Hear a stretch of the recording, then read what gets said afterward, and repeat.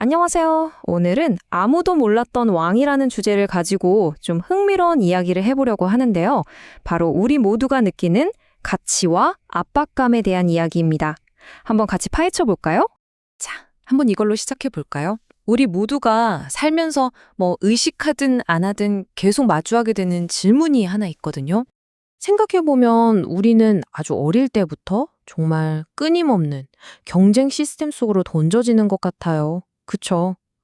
모두에게 등수가 매겨지고 점수가 붙고 등급이 나뉘는 그런 세상 말이에요. 이렇게 끊임없이 평가받는다는 거, 이게 사실 엄청난 경쟁 환경을 만들잖아요. 그리고 결국에는 우리 스스로를 보는 방식, 또 다른 사람을 보는 방식까지도 완전히 바꿔놓게 됩니다. 살아남으려면 옆에 있는 친구나 동료보다 내가 더 낫다는 걸 끊임없이 증명해야 한다. 우리 다 그렇게 배우잖아요. 바로 이런 시스템 때문에 우리 사회는 결국 소수의 승자와 어쩐지 나는 좀 뒤처지고 있는 것 같다고 느끼는 대다수의 사람들로 나뉘게 되는 거죠. 자, 그럼 이런 피라미드로 올라가야 한다는 끊임없는 압박감. 우리는 여기에 어떻게 대처하고 있을까요? 이런 시스템 안에서는요, 그냥 최선을 다하는 것만으로는 충분하지가 않아요. 살아남으려면 100%가 아니라 120%, 아니, 심지어 150%를 해내야 한다는 압박을 받게 되는 거죠. 이렇게 계속 과로하는 건 정말 위험한 악순환을 만들어요. 자, 보세요. 성공해야 돼! 라는 압박감 때문에 막 코르티솔 같은 스트레스 호르몬까지 쥐어짜면서 120%를 해내요. 하지만 결국 어떻게 되죠? 몸이랑 마음이 버티질 못하고 번아웃이 오는 거예요. 그러면 결국엔 50%의 능력도 발휘하지 못하는 상태로 무너져 버리는 거죠. 많이들 경험해 보셨을 거예요. 자, 그럼 이제부터는요, 지금까지 이야기한 이 전체 시스템에 정면으로 도전하는 아주 다른 종류의 가치 모델을 한번 살펴보려고 합니다. 여기서 등장하는 왕은요, 우리가 생각하는 그런 왕이 아니에요. 권력을 쫓고 인정을 받으려는 그런 왕이 아니라 그 가치가 세상의 성공이나 성취와는 완전히 분리되어 있는 그런 존재로 그려집니다. 무려 30년이에요. 30년!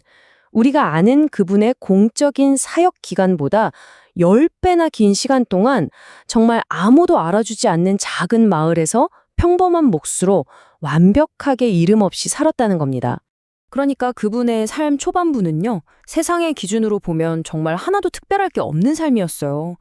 대단한 나라에서 태어난 것도 아니고, 사람들이 약간 무시하던 그런 동네에서 자랐고, 직업도 평범한 목수의 아들이었죠.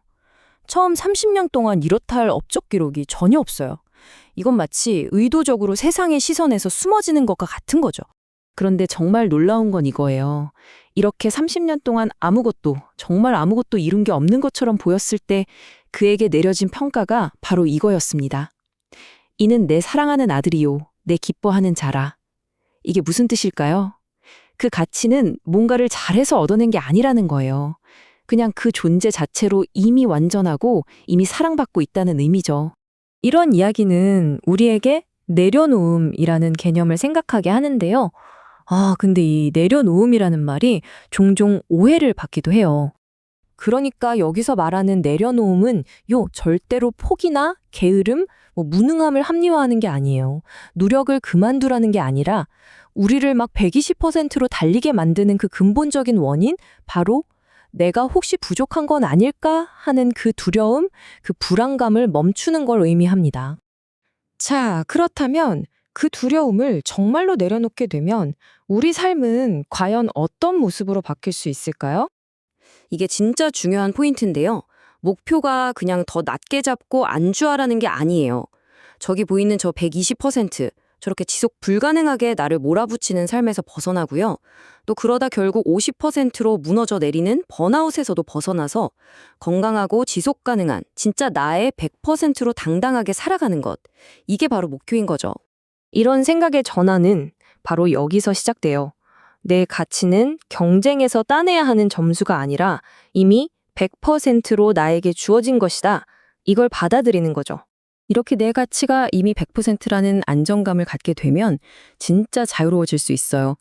더 이상 성공이나 실패가 나를 정의하지 못하고요. 다른 사람이 나를 어떻게 평가하든 거절하든 크게 상처받지 않게 돼요. 또 나를 얕보는 사람한테 굳이 나를 증명하려고 애쓸 필요도 없어지죠. 그러면 비로소 다른 사람을 경쟁자가 아니라 진심으로 섬기고 도울 수 있는 존재로 볼 수 있게 되는 겁니다. 이게 바로 궁극적인 핵심이라고 할 수 있겠죠. 어떤 상황에서도 흔들리지 않는 진짜 안정감과 평화를 찾는 것. 왜 그게 가능할까요? 내 가치가 그날그날의 성과나 다른 사람의 평가에 달려있는 게 아니라 훨씬 더 깊고 단단한 곳에 뿌리내리고 있기 때문이에요. 자, 오늘 이야기는 여기까지입니다. 마지막으로 여러분 스스로에게 이 질문을 한번 던져보셨으면 좋겠어요.